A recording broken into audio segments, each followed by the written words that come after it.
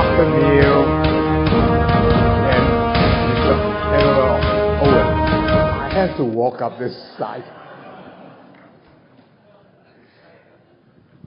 You know, listening to both of you, I'm really heartened. And I feel that U.S.-China relations is there, it's very vibrant, represented by Neil or by Bill. It's not that the rest of us can take a holiday right away, but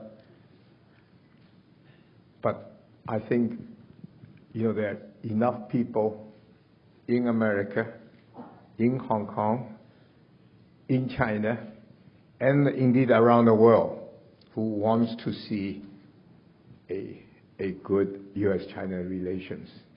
So we are just at the beginning, and we're going to win this battle. And Mr. Goh Chok Tong, my good friend, you know, is an example. Wonderful friend, and also very caring about these very important issues. And thank you very much for coming today. Good morning, everyone. I'll get on to my formal speech. I read it. I think my English is good enough. The recent meeting in Osaka between President Trump and Mr. Xi gave us hope that U.S.-China relations and trade relations can move forward again. Immediately before the Osaka meeting, many of us sensed that the people of the United States and China, and particularly in the business world of the both countries, these two countries, we want to see progress being made in the discussions. Trade negotiations is always difficult, and maybe there will be setbacks. But in the end, I believe common sense will prevail. My assignment today is to talk about U.S.-China relations, where are we now, and where we want to be in the future. The modern-day U.S.-China relations began 47 years ago in February 1972, when President Nixon visited Chairman Mao in Beijing. But it was not until 1979 when U.S.-China diplomatic relations were formally established by President Carter and Chairman Deng Xiaoping. Since that time, 8 presidents of the United States, 5 leaders of China have pursued policies to ensure that the relationship moves forward positively. Today, however, there are people in the U.S.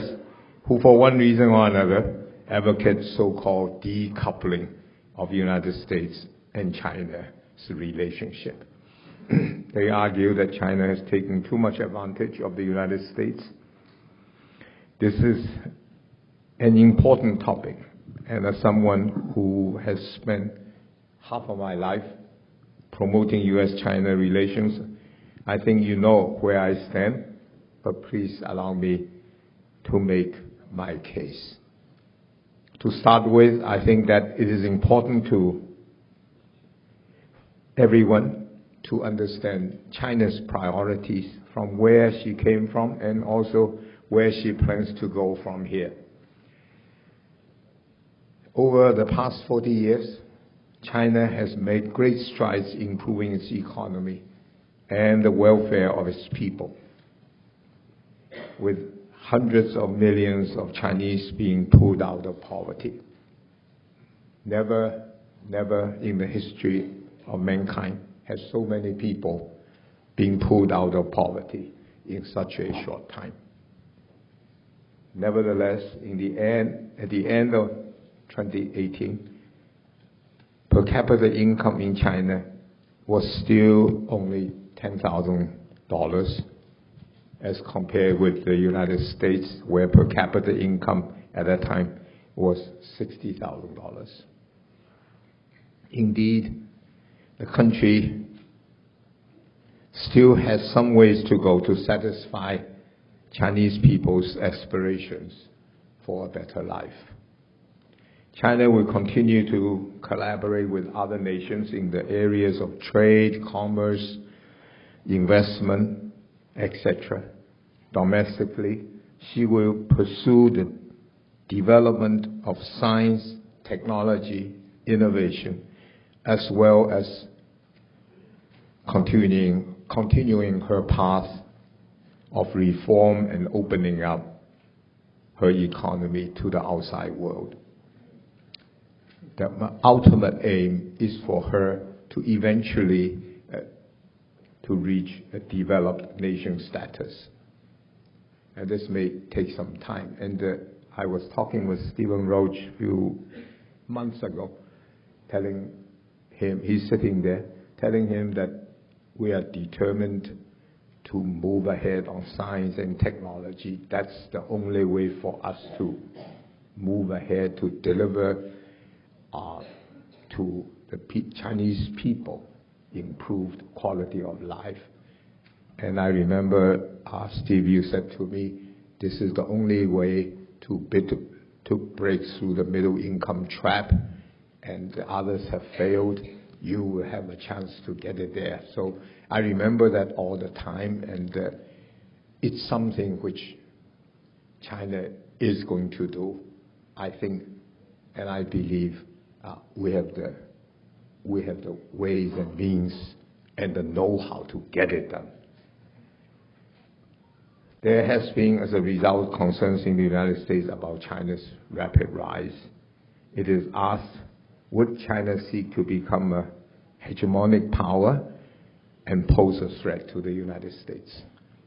From this point of view, what is noteworthy is that historically, at the pinnacle of its power during the Tang Dynasty, 1300 years ago, and during the Ming Dynasty, 650 years ago, when China was the largest economy in the world, with over 30% of the world total GDP for years and years. During those periods, China never sought to expand her borders, export her method of governing, spread any extreme ideology, or conquer other civilization. Although is important, she would put up walls to keep invaders out, not migrants out. My point is that China does not seek to become hegemonic power. It is not in the DNA of Chinese people.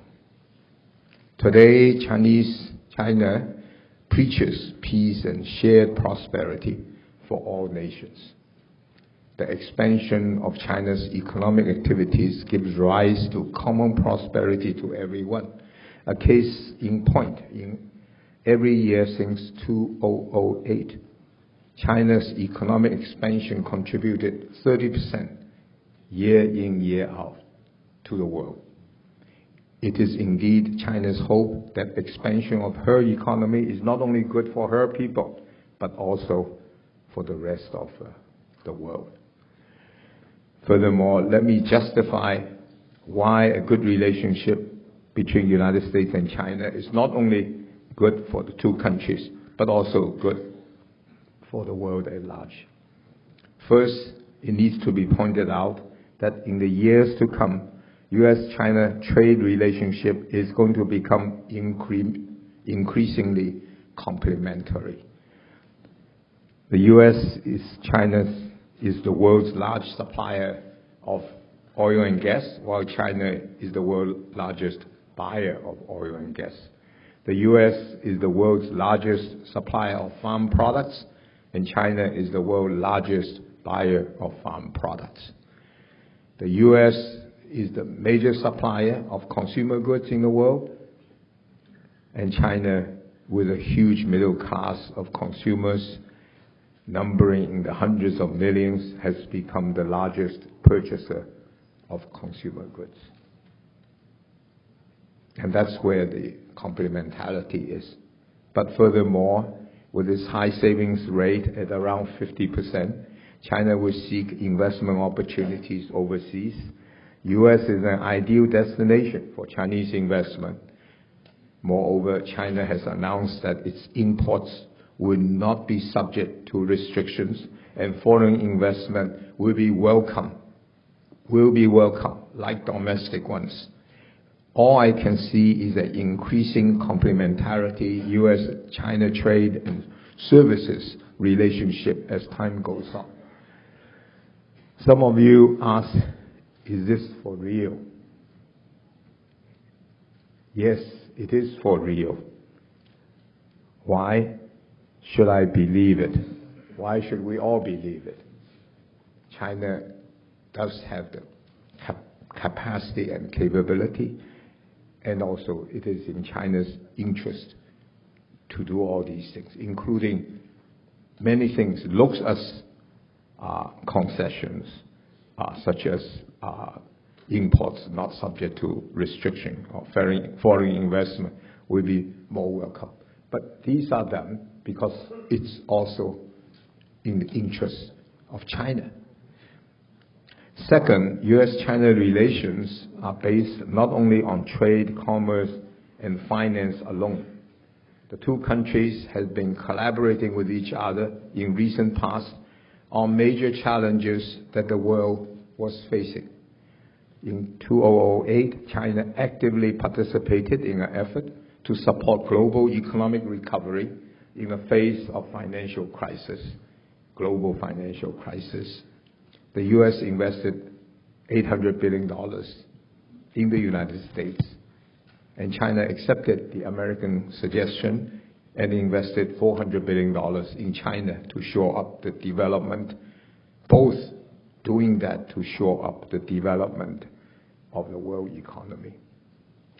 U.S. initiative and Chinese participation at that time was essential for the subsequent global economic recovery and also the establishment of the G20 structure. Another example of collaboration between China and the United States was in the effort to sign the Paris Accord on climate change in 2016. This was only possible because the two countries came together. In West Africa, the Ebola epidemic was contained within 6 months of the United States and China coming together.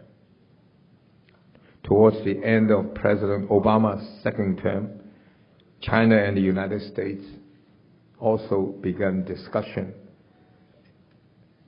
a collaborative effort to clean up the ocean of the world together. And this, of course, by then was recognized as a very pressing program. This, I understand, was signed, sealed, locked up somewhere because there was a change in Washington.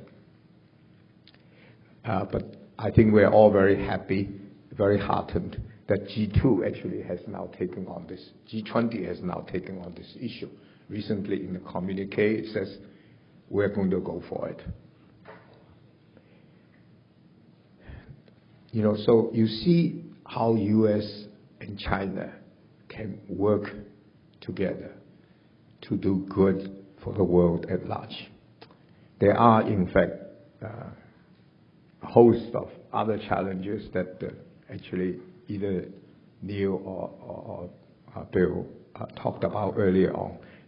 Challenges that the world will face in the years to come, whether it is on issues such as how to reduce the immigration of people globally, how to curb proliferation of nuclear weapons, how to promote weapon-free outer space, how to secure cybersecurity, etc., etc. In all these areas and more others, collaboration between the United States and China is essential. And this collaboration can only increase the chances of attracting other important nations in support of these efforts, and therefore ensure ultimate success of these efforts. Unfortunately, there is also talk that U.S. and China will no longer cooperate with each other in science and technology in the future. I believe that when it comes to scientists, engineers, and innovators, I'm an engineer, okay, but I'm not a good engineer. I just try to make money in the days I was doing business, and now being a political person. But I believe that when it comes to scientists, engineers, and innovators, 1 + 1 is always more than 2. We don't quite know how to add, but it really works like that. 1 + 1 is more than 2. It will be to the benefit of all people of the world if U.S. and China can come together in these areas. Of course, for that to happen, intellectual property needs to be protected, needs to be very much protected. For this, China will be on board. We all know that it is also for her own interest.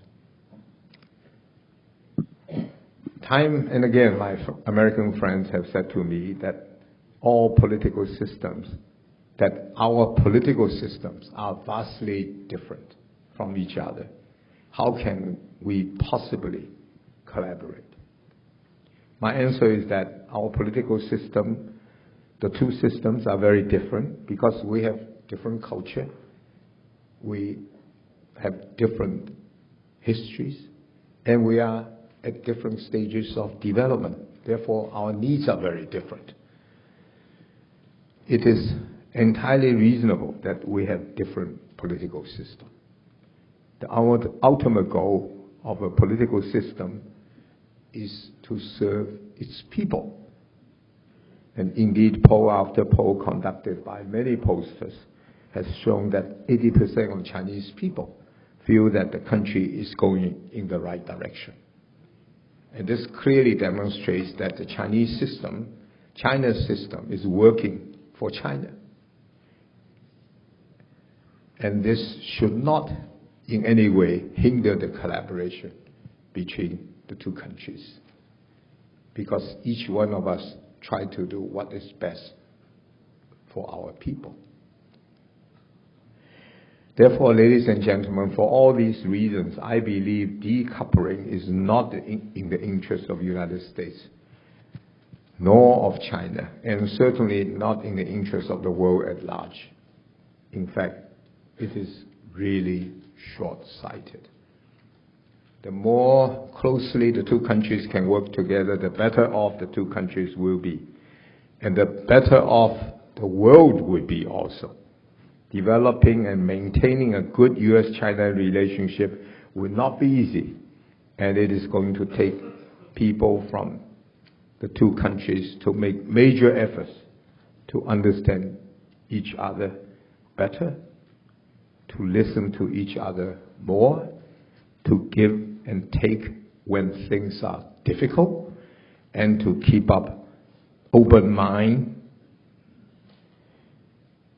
and to keep on talking to each other, all because it is not just for our future, but also for the future of our children and our grandchildren. I listen carefully and make notes to many good and very good suggestions that has been made over the last 2 days. And Stephen Roach, I hear you, okay? The work this forum has undertaken over the last 2 days actually is only a small step of a long journey. This is just the beginning. Shall we see each other again next year? Thank you very much.